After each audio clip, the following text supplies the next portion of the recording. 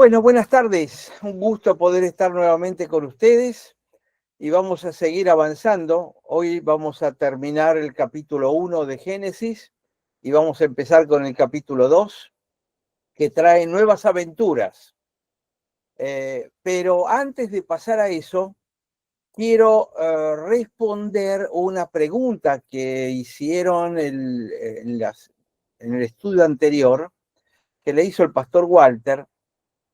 Dijo, si comparamos la ofrenda de Caín con la de Abel, ¿habría posibilidad de pensar que la carne es para Dios y los vegetales para los hombres? Y que por eso Dios rechazó la ofrenda de Caín. Esto surgió como consecuencia de ver que aparentemente, al menos en Génesis 1, el alimento para el hombre que estaba planeado era el de los vegetales. No aparece por ningún lugar el hecho de matar animales y comerlos, aún con o sin sangre. Eso, digamos que legalmente en la Biblia aparece como posibilidad después del diluvio con Noé. Aparentemente no antes. Tampoco es para ser dogmático y decir, miren, sí, no, esto es así.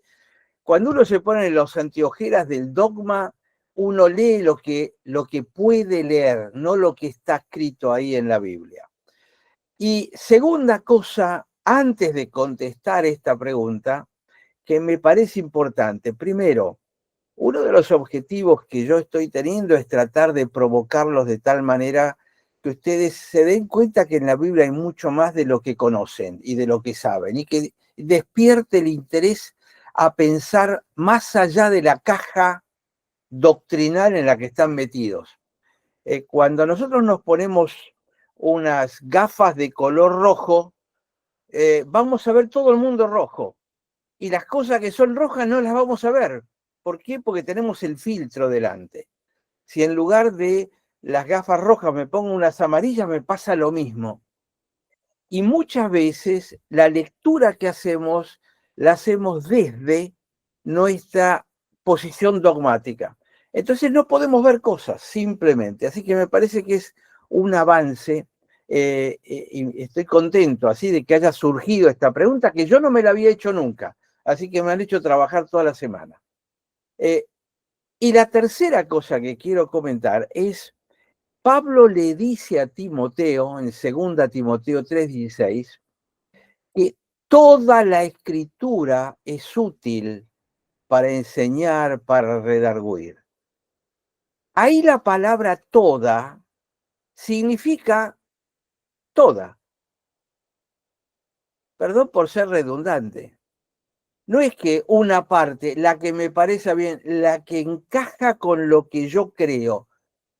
La Biblia dice toda, y es más, cuando Pablo está hablando de las escrituras, no está hablando del Nuevo Testamento, porque el Nuevo Testamento todavía no estaba formado. Está hablando del Antiguo Testamento.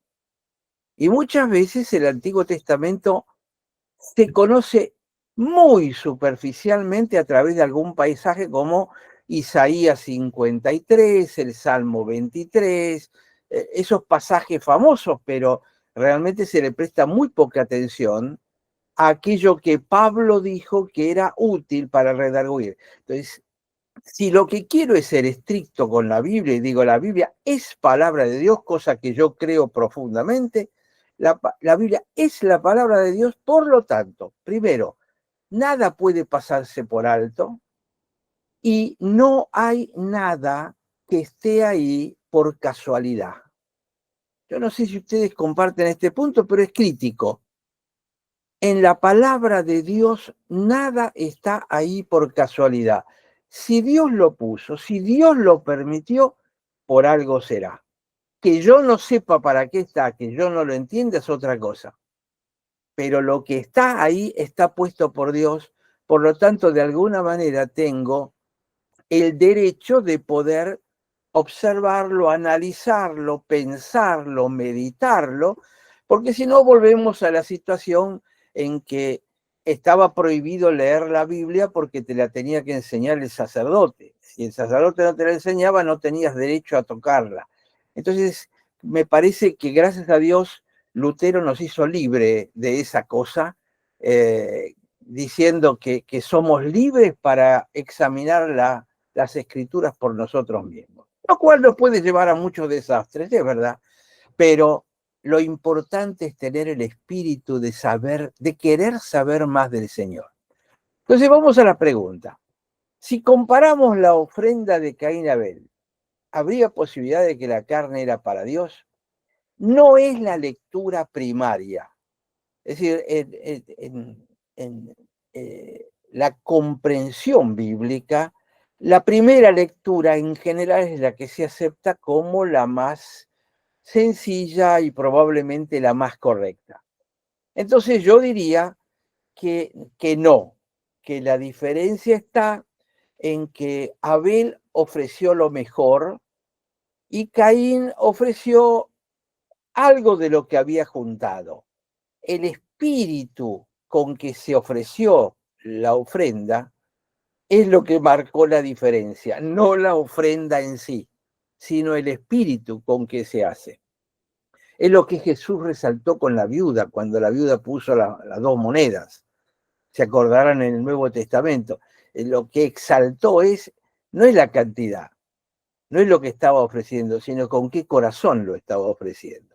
Y esta es la gran diferencia entre Abel y Caín. Abel ofreció lo más gordo y Caín ofreció de alguna manera lo que le sobraba, es decir, eh, dio lo mejor de sí. Ahora, si bien el corazón del que da la ofrenda es lo más importante, hoy en breve vamos a hacer algo que está relacionado con esto, porque yo no descarto totalmente el tema de la carne para Dios. Y lo van a ver en breve conectado con el Shabbat. Lo cual no quiere decir que, por supuesto, no lo tomen como una cosa dogmática, simplemente como una provocación para hacerlos pensar un poquitito más. Eh, la, la carne era para Dios. Abel ofreció un cordero. El cordero era lo que había sido sacrificado en el paraíso para cubrirlos a Adán y a Eva. Y había sido derramada sangre.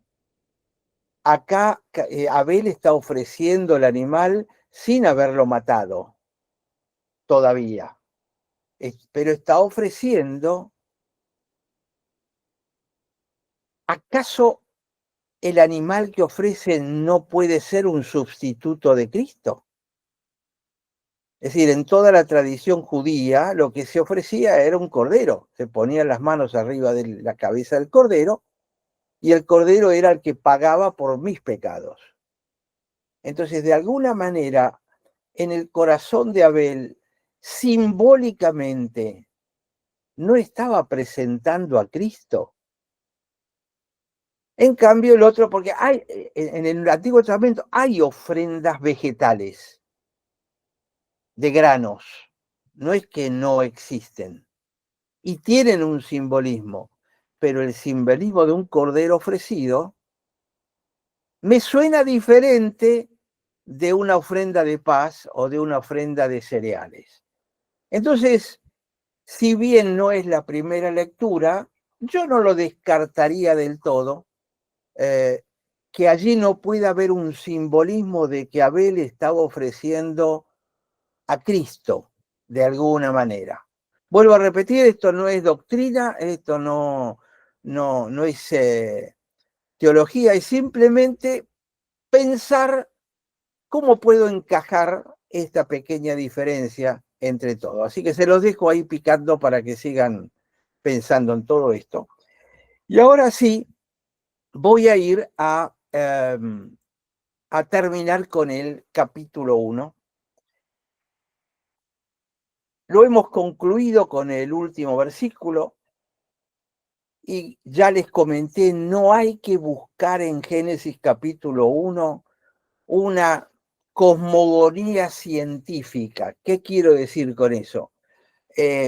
No busquen una secuencia científica, a pesar de que yo les mostré algunas cosas que coinciden con lo que la ciencia ha descubierto.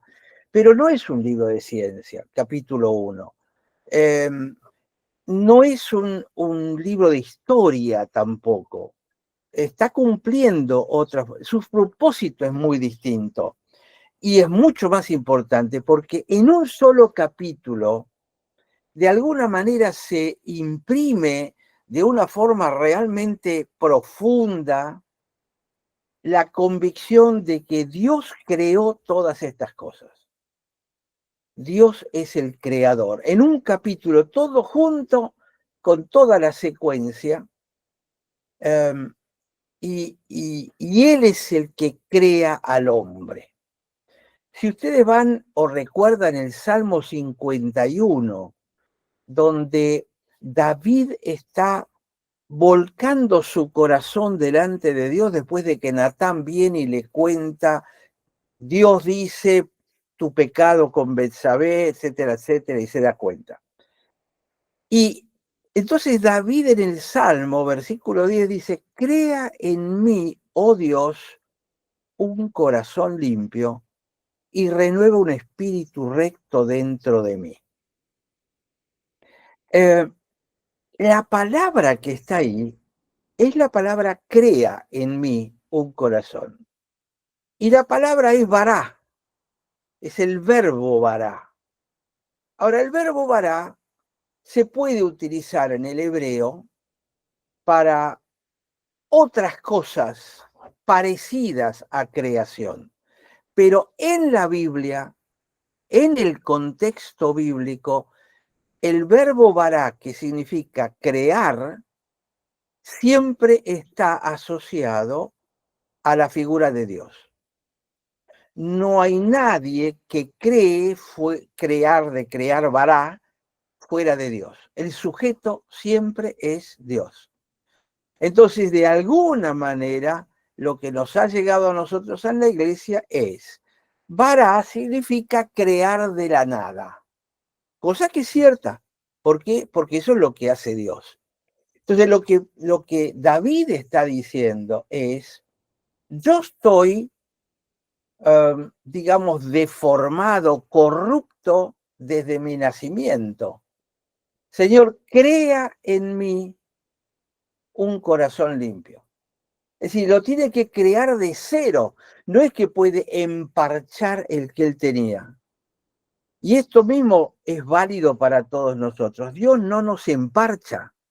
Dios no nos mejora un poquito. El Espíritu Santo no nos arregla el corazón y el viejo hombre que nosotros tenemos y lo hace un poco mejor. Y entonces a lo largo de la vida uno va mejorando y Dios va mejorando ese corazón. No. Dios lo hace de nuevo. Por eso nosotros insistimos mucho en la palabra nacidos de nuevo. El mundo evangélico habla de nacidos de nuevo. Pero la palabra nacimiento en medicina se utiliza en general para pasar a través del canal de parto.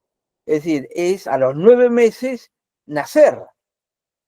Pero la palabra que está allí, que es necesario nacer de nuevo. Jesús le dice a Nicodemo, la palabra es engendrar. La palabra genética está metido en el griego en esa oración.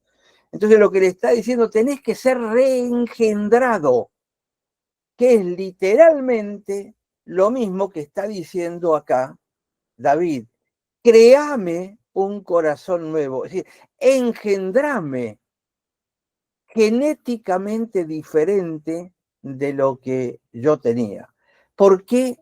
Porque nueva criatura somos. He aquí todas las cosas son hechas nuevas. Ahí encaja el concepto de Nuevo Testamento junto con el Antiguo Testamento. Entonces, la palabra acá en el Salmo, crea en mí un corazón, el verbo es vará, traslada a David a un renacimiento, no se asusten, a un renacimiento cósmico, a un renacimiento en el cosmos, a un reengendrado en el cosmos. ¿Y por qué le pide esto? Porque el único que puede regenerar, la palabra genética está ahí, lo único que puede regenerar el corazón humano es Dios. No es la doctrina, no es la Biblia, no es la palabra, es Dios. Esto es lo que nos enseña la palabra. Entonces, volvamos a Génesis capítulo 1, donde la palabra creó es la palabra clave. Todo Génesis 1 está alrededor de la palabra Dios creó. Y esto es el énfasis. Vamos a ver en el 2 y 3 que la cosa cambia. Ahora, el estilo literario de Génesis capítulo 1 es un estilo muy elaborado. No es un estilo casual, no es un estilo, no es un libro de texto. No es como leer el diario con un artículo. Tampoco es un libro científico. Es un libro muy elaborado, con declaraciones que son solemnes, profundas, muy precisas, muy austeras, porque vieron que tienen muy poquitas palabras. En muy poquitas palabras se resume grandes conceptos. Regulares, porque aparecen regularmente a lo largo del capítulo 1, y con una simetría cíclica. Por eso se dice que el texto no es narración, el texto se acerca a lo poético. Y ahora voy a darle un poquitito más de concepto. Ahora que hemos visto todo el capítulo 1, podemos poner todas estas palabras. Si yo se lo decía de entrada, no me iban a entender. Pero ahora sí podemos redondear en esto. Tiene una simetría cíclica, con 4 expresiones que se repiten sistemáticamente. Y dijo Dios, y fue así. Y después viene la evaluación, y vio Dios que era bueno, y después viene el parámetro del tiempo, y fue la tarde y la mañana, un día, el día segundo, el día tercero, el día cuarto. Pero vieron, es una figura repetitiva. ¿Por qué este matiz tan monótono?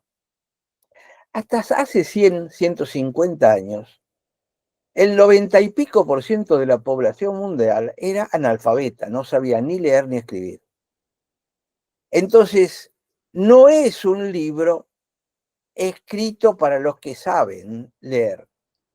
Originalmente la Biblia se arranca desde tradiciones orales que se van contando de padres a hijos.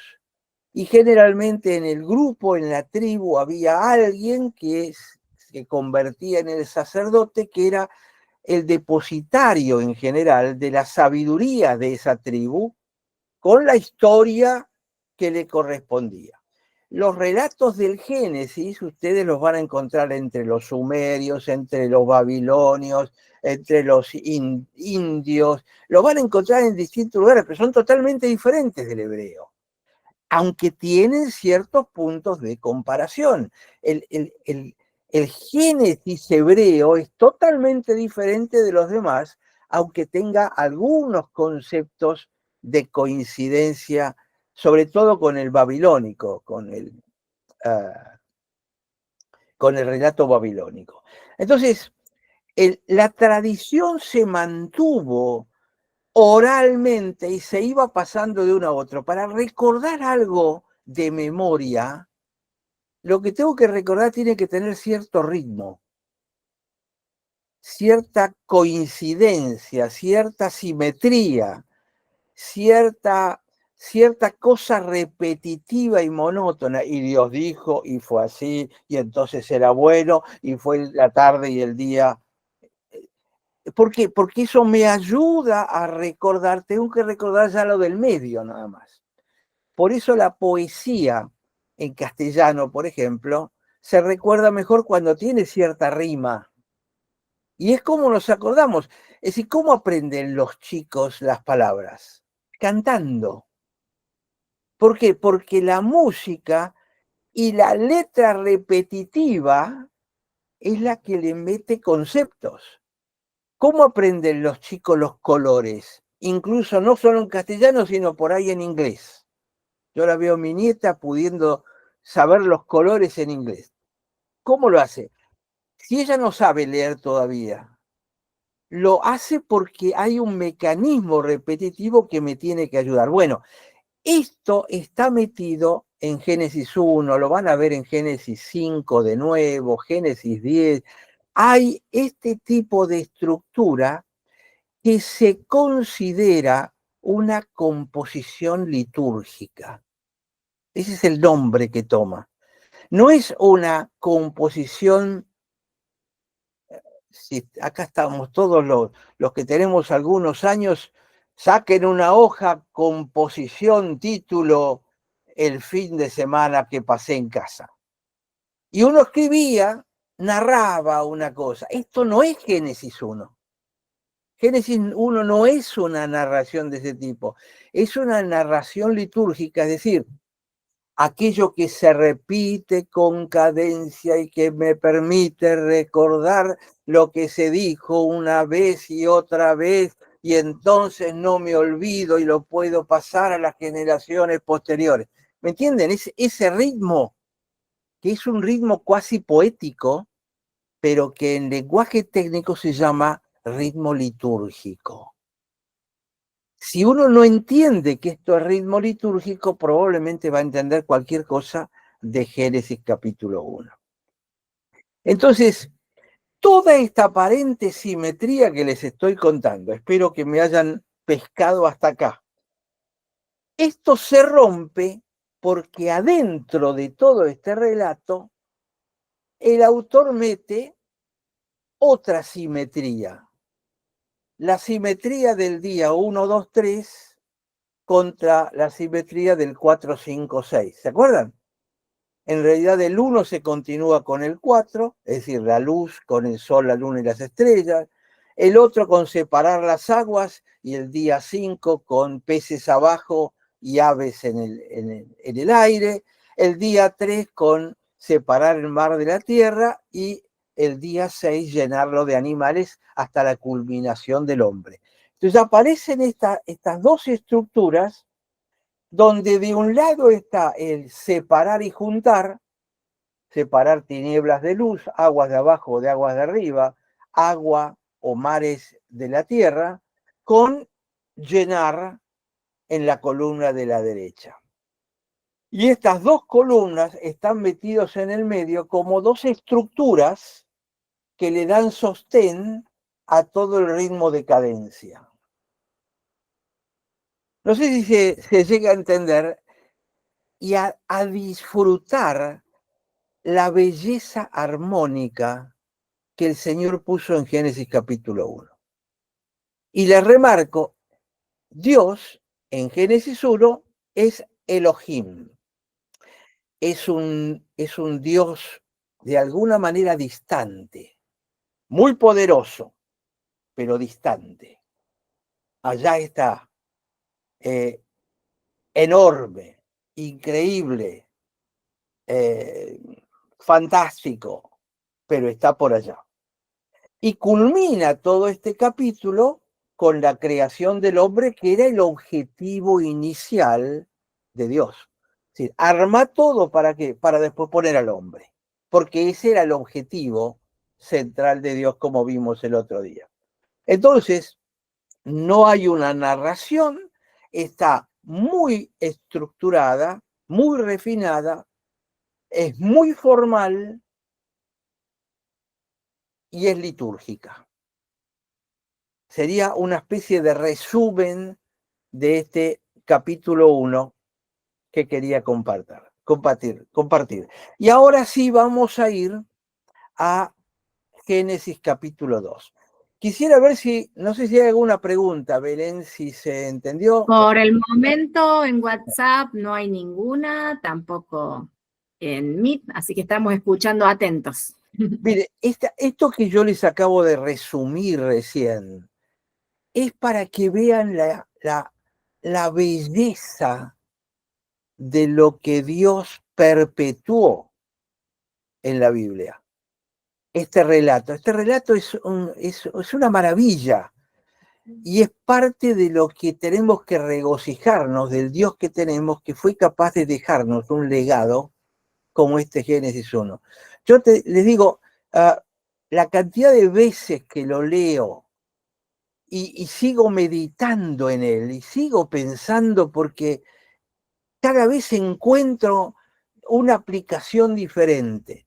Entonces, de alguna manera los estimulo a que no lo abandonen rápidamente. Génesis capítulo 2. Los primeros versículos del capítulo 2 corresponden al final de esa tradición oral de Génesis 1. Es decir, Génesis 1 se prolonga unos pocos versículos más que están en Génesis 2. Acuérdense que el hebreo, incluso el hebreo antiguo, pero después de Persia aparece el hebreo moderno con las letras que hoy en día, esas letras cuadradas que hoy en día siguen funcionando, se escribía una palabra al lado de la otra, no había espacios. Ocasionalmente había alguna señal para indicar cierto ritmo, porque cuando se lee el hebreo, se lee con una cadencia. A propósito, ¿ustedes vieron cuando rezan los judíos enfrente de la pared esta? El muro de los lamentos, ¿vieron cómo se están abacando? ¿Por qué hacen eso? Porque es el ritmo con el que leen o recitan la Torá. Es el ritmo con que lo leen. Justamente ahí es donde aparece el tipo poesía, porque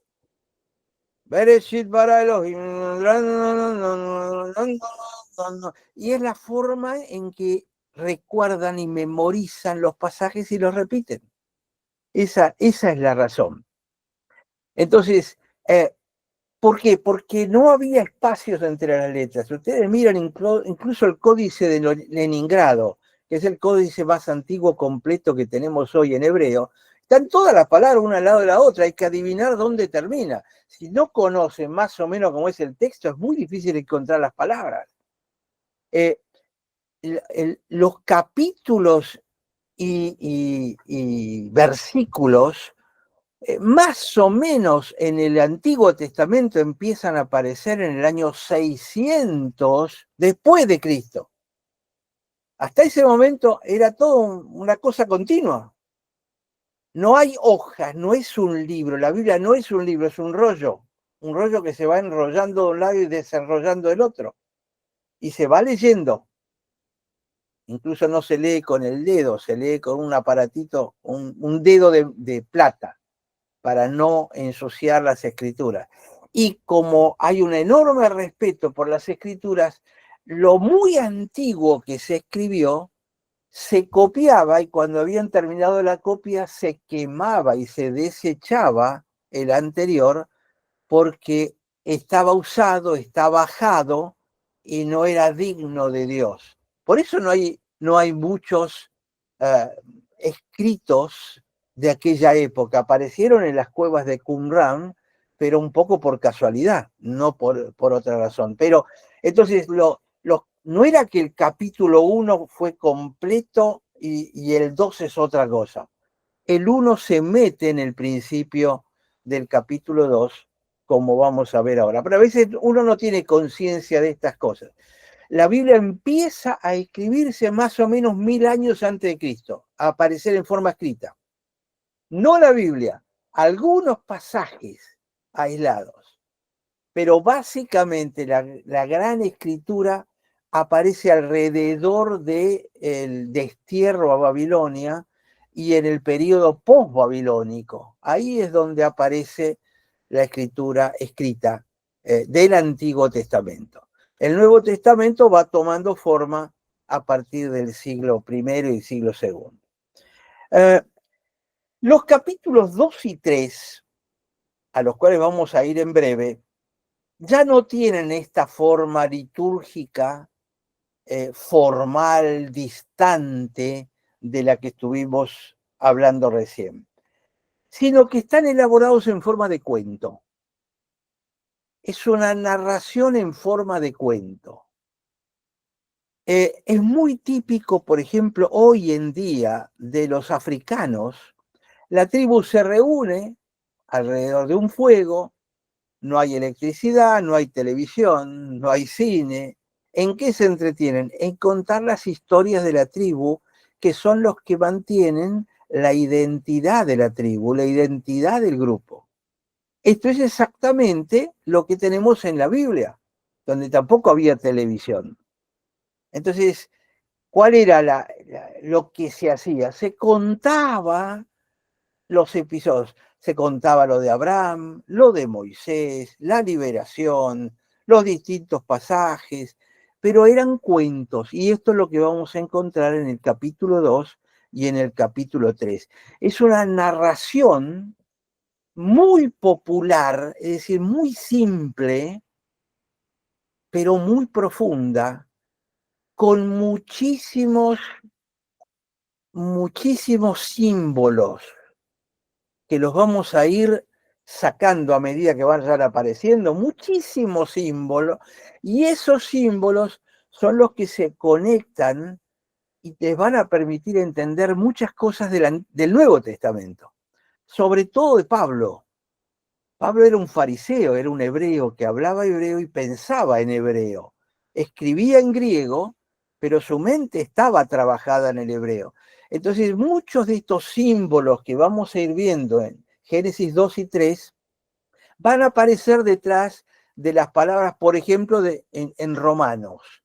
La palabra justificación, la palabra fe, muchas de esas palabras tienen símbolos que están metidas en los capítulos 2 o 3 de Génesis y que vamos a ir aprendiendo a medida que avancemos con ellos.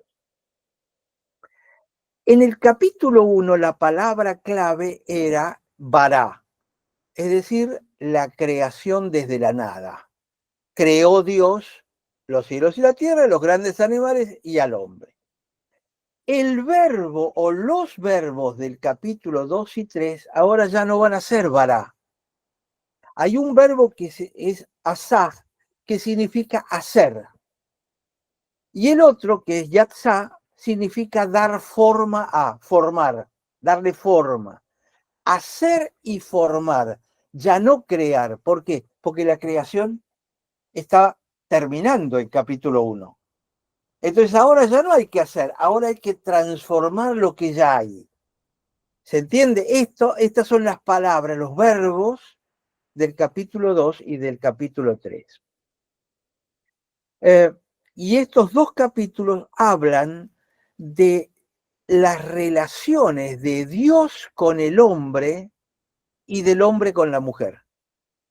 Y si quieren, con la serpiente, que son los personajes que van a aparecer. Y un ángel que va a aparecer al final de capítulo 3. Pero habla de relaciones personales, relaciones accesibles a las que podemos tener acceso con Dios, que ya no es Elohim, el que está ya distante, todopoderoso, que uno lo mira casi con temor y temblor. Ahora este Dios se me va a acercar, me va a hablar y yo puedo tener un contacto con él. Entonces, la naturaleza de estos dos capítulos es diferente de la naturaleza del primer capítulo.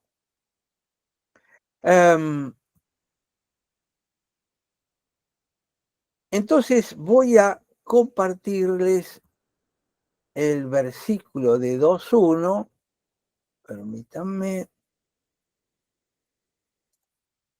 ahí está.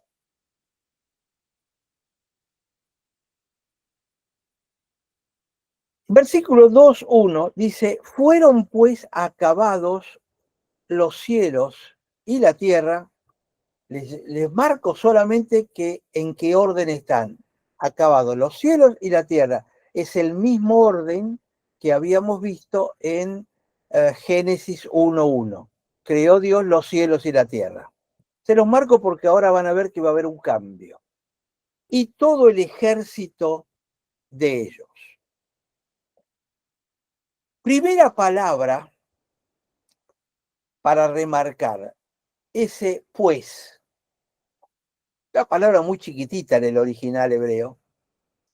Fueron pues acabados. Este pues es como decir, bueno, resumiendo. Por eso que le digo que esto pertenece a Génesis 1 de alguna manera. Fueron acabados los cielos y la tierra. Esta palabra, acabados, es una palabra muy interesante porque el verbo significa aquello que se anhelaba, llegó a su fin. Es decir, supónganse que los invito a un asado y entonces vienen y comemos todo el asado, las mollejitas, el chorizo, se termina y al final alguien quiere una porción más, no, ya está, acabamos. ¿Qué significa? Que aquello que se quería hacer, comer un asado, se terminó.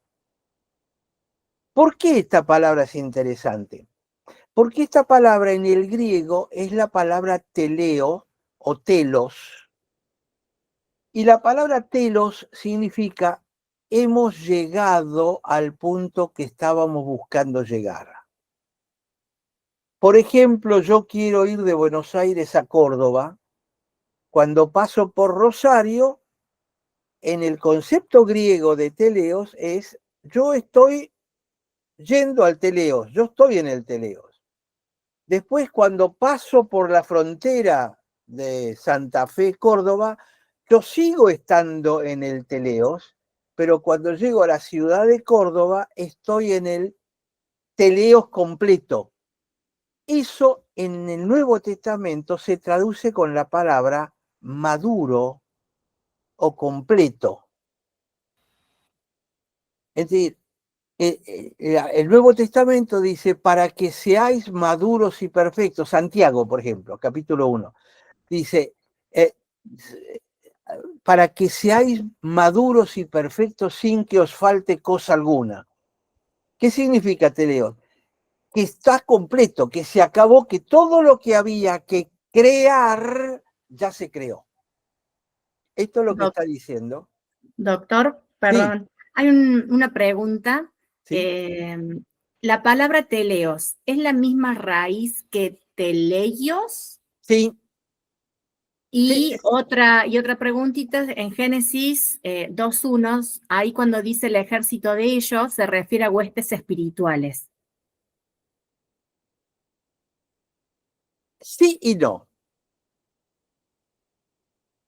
Lo de teleios es cierto, lo que pasa es que no quiero entrar en sutilezas lingüísticas que me parece que no importan demasiado. Es el concepto de maduro y perfecto y completo que aparece en el Nuevo Testamento es esta palabra en hebreo y la palabra teleos o teleios en el griego, que es haber llegado a donde tenía que llegar al final. En el capítulo 1 se crea la tierra, el mar, se separan, se juntan, se crean peces, animales, todo eso.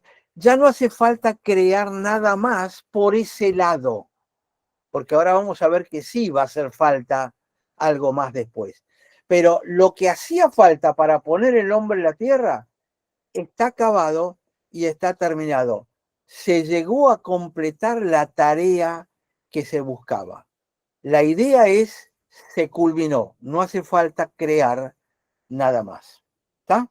Ahora, cuando dices todo el ejército de ella, se refiere a los seres espirituales. Bueno, ahí dice que fueron acabados los cielos y la tierra. Entonces, los seres espirituales están en los cielos. ¿Cuál es el ejército de la tierra? Los peces, las aves, los animales, incluyendo al hombre y la mujer que fueron creados. Es decir, el ejército, si bien habitualmente se atribuye el concepto, pero este es un carácter distributivo. ¿Qué fueron acabados? Los cielos y la tierra. Y todo el ejército de ellos, plural,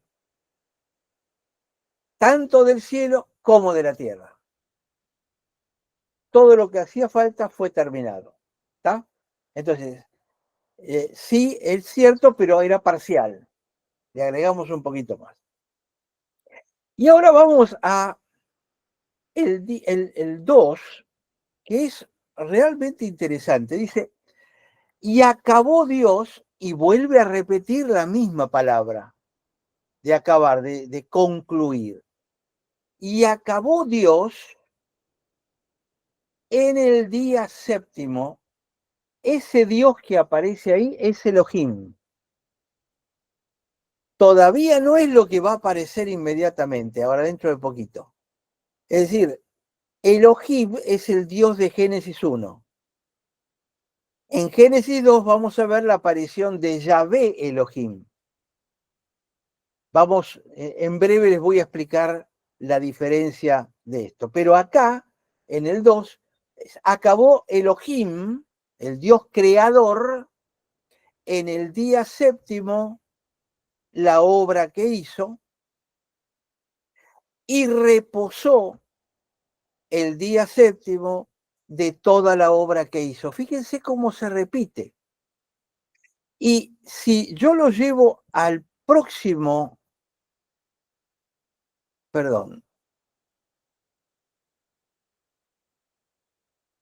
al 3, dice, y bendijo Dios al día séptimo y lo santificó porque en él reposó de toda la obra que había hecho en la creación. Se vuelve a repetir esta expresión de la obra que hizo, toda la obra que hizo. Se vuelve a repetir 3 veces. Dios repite, qué casualidad. ¿Vieron? La Biblia no tiene casualidades, si están ahí es por algo. Que no sepamos para qué está es otra cosa. Pero algo tiene que ser. 3 veces aparece la misma expresión conectada con el día séptimo. Y fíjense que el día séptimo no aparece al final de toda la secuencia que venía en Génesis 1. Aparece en el medio. Entonces, acabó en el día séptimo la obra que hizo y reposó el día séptimo de toda la obra que hizo. En hebreo es exactamente las mismas palabras. Es repetición de cadencia litúrgica o poética. Esto es lo que les quiero marcar. En el versículo 2 y en el versículo 3. 3 veces repetición de esa cadencia. Como para que penetre el concepto, las 3 están relacionadas con el Shabbat. El Shabbat va a ser un día muy importante. Muy importante como lo fue el día sexto. Les dejo un concepto más del capítulo 1. Habíamos dicho que el día 1 no era el día primero. En hebreo es día 1, único, singular, diferente a todos los demás. Después dice, y fue el día segundo, fue el día tercero, fue el día cuarto, fue el día quinto, fue el sexto. Es decir, que el hebreo le pone un artículo adelante de la palabra sexto, que no se lo pone ni el día segundo, tercero, cuarto y quinto. Es decir, que de alguna manera está como subrayando el día sexto. Es importante, ¿por qué? Porque ahí se creó el hombre. Claro, no es tan importante como el día 1, porque ahí es Dios. Pero el día sexto es el sexto, porque ahí es el hombre, que son los 2 puntos culminantes que están marcando. Y ahora, al entrar en este capítulo, ¿cuál es el día que se está subrayando el día séptimo. Y la palabra que les voy a marcar ahora, en el versículo 2, dice, acabó Dios en el día séptimo la obra que hizo y reposó y descansó el día séptimo. Cuando uno lee los textos rabínicos que explican esta palabra, les dicen, sí, está bien, es la traducción correcta, pero acá hay algo más. Y el mundo rabínico no llega a entender plenamente por qué dicen lo que dicen. Pero el concepto de reposó el día en este versículo 2, literalmente se interpreta mejor si yo lo traduzco como se abstuvo de trabajar.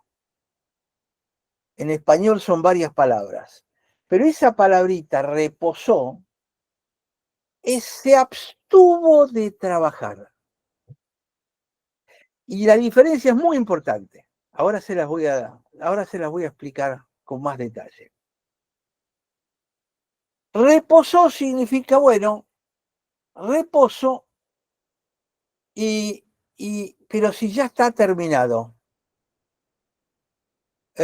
¿para qué reposa? Entonces, ¿no trabaja más? ¿Se acaba el trabajo? Sin embargo, la palabra en hebreo utilizada acá sugiere que el trabajo que Dios estaba haciendo es interrumpido. Él frena y no hace nada, cesa, descansa, desiste de seguir trabajando en esto. ¿Qué quiere decir esto?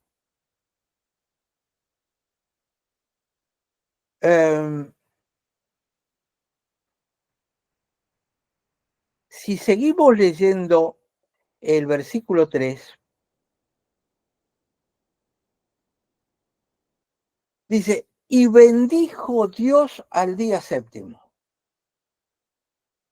Primero, bendijo, ¿qué hay ahí? Y lo santificó. Opa, otra diferencia. Porque en él, y aparece de nuevo el mismo verbo, reposó, permítame, y en él se abstuvo de toda la obra que había hecho en la creación.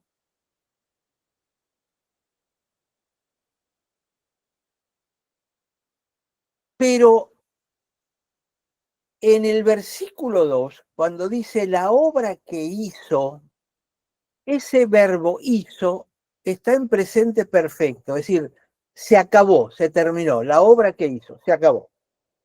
Después dice, y reposó el 2, se reposó el día séptimo de toda la obra que hizo. Se vuelve a repetir el mismo verbo en el mismo tiempo de verbo, pasado perfecto, terminado.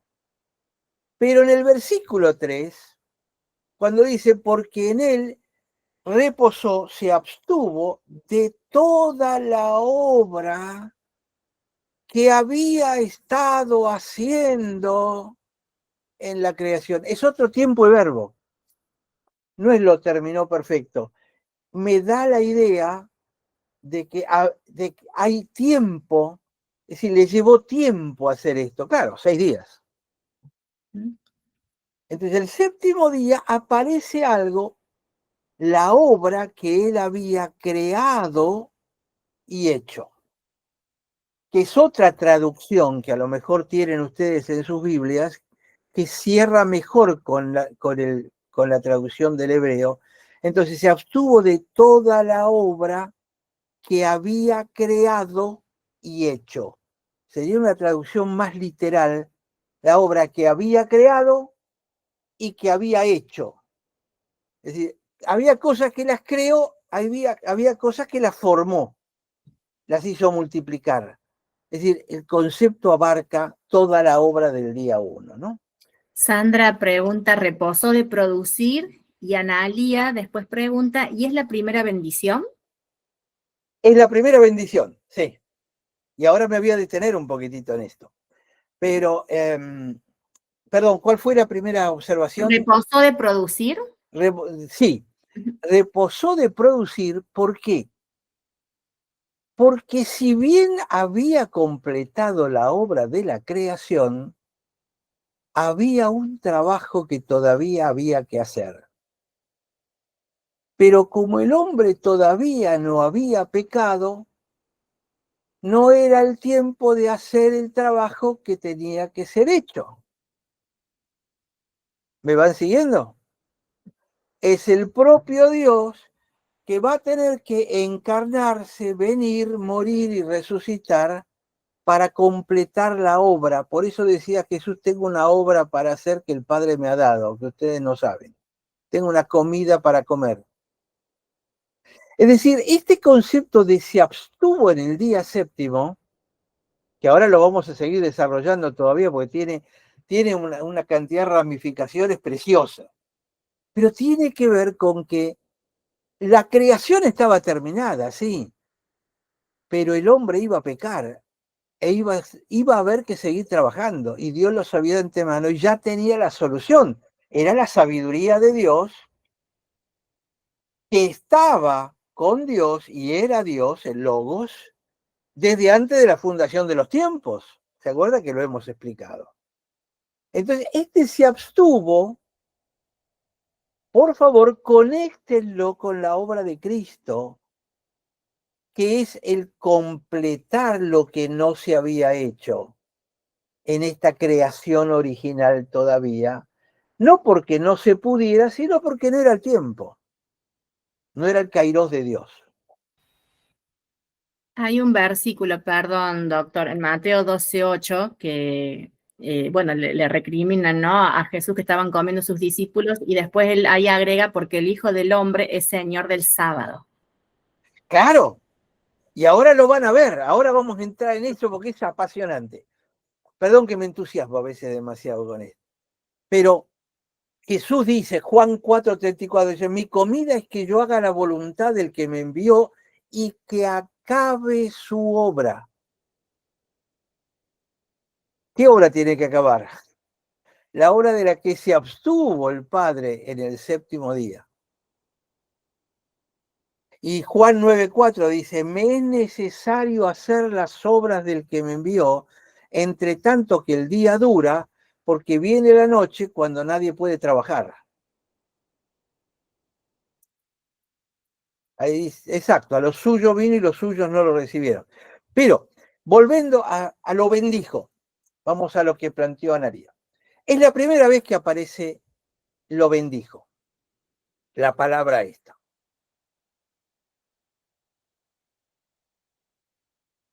Relacionada con el día sábado. Pero esta palabra ya había aparecido primero en Génesis capítulo 1 cuando creó los peces y las aves. Dice, los bendijo Dios y les dijo, fructifiquen y multiplíquense. Es decir, que bendecir, que significa bien decir, hablar bien de una persona. Bendecir es lo que el Padre hizo con Jesús cuando Jesús se bautizó. Hablar bien de él. Este es mi Hijo amado en quien tengo contentamiento. Bendecir es lo que Dios hizo en su transfiguración. Cuando Dios aparece hablando en una nube y dice, este es mi Hijo amado, a él escuchen y cállense la boca a Pedro, Juan y Santiago. Es decir, lo bendijo, hablar bien de. Entonces, Dios, cuando había creado las aves y las peces, ¿qué hace? Habla bien de ellos y le dice, es bueno lo que ustedes son, ahora fructifiquen y multiplíquense. Segundo bendijo, aparece relacionado con el hombre. Y lo bendijo Dios 1:28 y les dijo, fructificad y multiplicaos, llenen la tierra, sojuzguenla, etc. Ahora, detrás de la palabra bendijo viene fructificad y multiplicaos. Bendijo al hombre, fructificad y multiplicados. Y este es el tercero, y dice, bendijo el Shabbat, pero no dijo fructifica y multiplíquense. ¿Por qué? Porque los primeros 6 días corresponden a la creación para poner al hombre. Pero el Shabbat es la creación de Dios conectada con el mundo del espíritu, con la espiritualidad. El Shabbat es descanso para desarrollar la espiritualidad. ¿Y quién es el rey del Shabbat? Jesús, como bien marcaron ustedes recién. Entonces, si después de cada palabra bendición aparecía fructificad y multiplicados, dicho a los aves y peces, como si entendieran. Si al hombre le dice fructifiquen y multiplíquense, ahora vayan y háganlo. Al bendecir el Shabbat, ¿quién tiene que multiplicar y llenar? Multiplicar, fructificar. ¿Quién tiene que fructificar y multiplicarse? Jesús. El Shabbat es el mundo espiritual. El que va a fructificar y multiplicarse es Jesús. También a través de los discípulos. Pero se dan cuenta que ahí falta ese elemento si uno lo compara con los dos, los bendijo previos, uno dice, acá falta algo, no falta nada. ¿Se acuerdan que los viernes llegaba maná del cielo en doble cantidad? Porque el Shabbat no se trabajaba. ¿Quién era el símbolo del maná? ¿Quién es? ¿El maná a quién representa? A Jesucristo. Es el maná del cielo, es el pan del cielo que me alimenta durante el Shabbat. Hay una conexión acá profunda que tiene que ver con la bendición de Dios, que es siempre para crecer. Y en el día espiritual está conectada con Cristo, que es el Señor del Shabbat. Hay preguntas, perdón. Me imagino. En realidad, bueno, Miguel ahí acotó como que la dejó en pausa, Dios, y Leonor dice, en el sábado, cuando él descansa, ¿sigue el mundo multiplicándose? Claro, los peces y los animales y el hombre y la mujer no descansan los sábados, al contrario, creo que es de los días menos descansados. Sergio Entonces, dice, maná, sí. el tema es peces y aves crezcan, hombre y mujer crezcan. El Shabbat con Cristo como centro de esa vida, que crezca. Jesucristo es el que tiene que llenar el reino, el Shabbat está hecho para el reino y está hecho para el rey, porque el rey es el rey del Shabbat y es el que va a hacer crecer el reino. Él lo hace, exacto, como dice Sandra, Él lo hace, no nosotros. Maná, Dios, regalo del cielo, dice Sergio. Jesús, el regalo de Dios para la humanidad. Miguel dice, es séptimo día, es la obra de Cristo en la tierra. exactamente. Por eso la importancia del Shabbat, porque el Shabbat es Cristo y yo como cristiano no guardo el Shabbat, porque el Shabbat le pertenece a Cristo, guardo el primer día que es el día de la resurrección. Claro, los adventistas por ahí van a disentir con esto.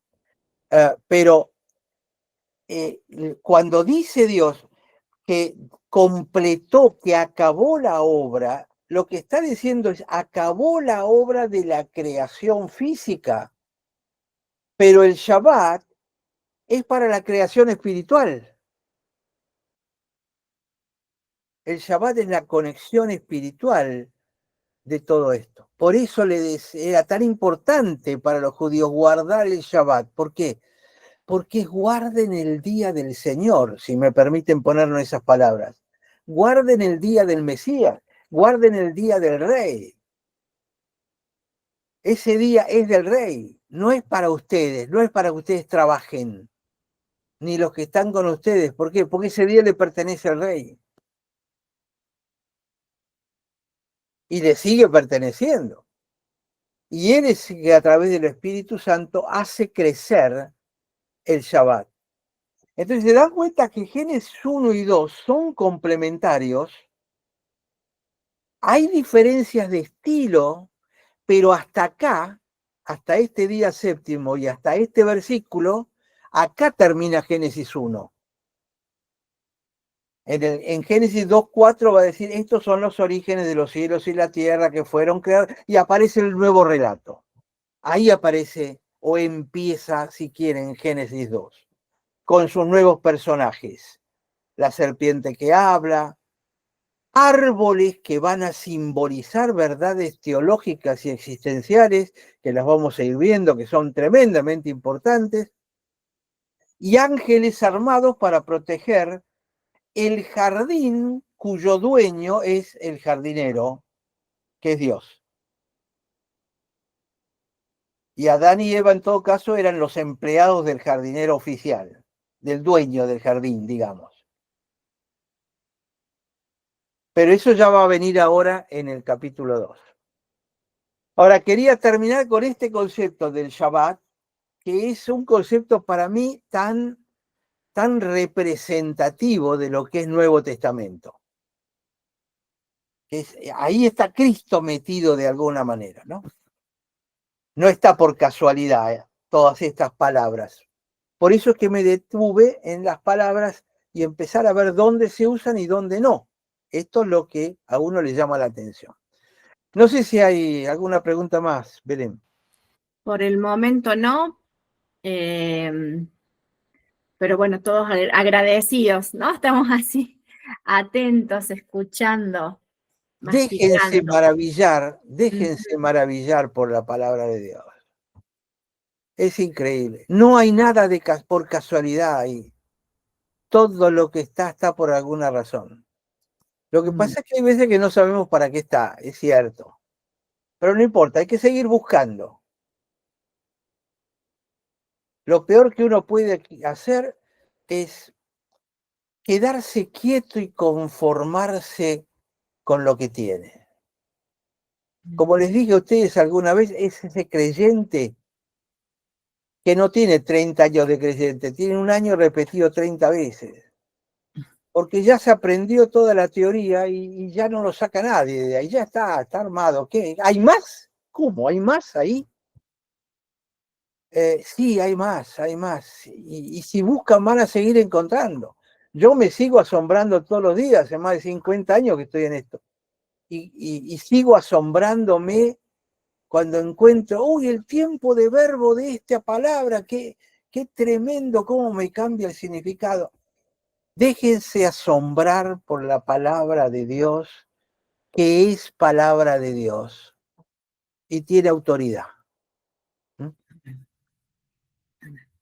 Bueno, recordarles, hoy es la clase número 13, así que qué bueno todos los que están acá, se siguen sumando semana a semana. Recordarles que pueden ingresar a nuevavida.org.ar, se pueden suscribir al canal de YouTube del Dr. Aldo, recuerden que es dr.aldofontao, está a 4, doctor, de llegar a los 100. Wow. Suscriptores, así que ya falta un poquito. ahora suma. Para poder ver, para poder seguir escuchando, hacer pausas, también buscar. Recuerden que cuando se suben los videos a YouTube también tienen el link donde pueden buscar el material, saber, bueno, cómo se escribe la palabra en el original, cómo se escribe Barak, bueno, diferentes palabras que el doctor siempre nos está enseñando. Perdón, Belén, ahí el pastor Walter decía, Sí, Walter Romanengui dijo algo que lo me que hemos gustó creído, mucho. Sí, entramos en el reposo, Hebreos 4:3. exactamente. Los creyentes ya entramos en el reposo, ya estamos en el Shabbat. Somos producto del autor del Shabbat y producto del Rey. ¡Qué gloria!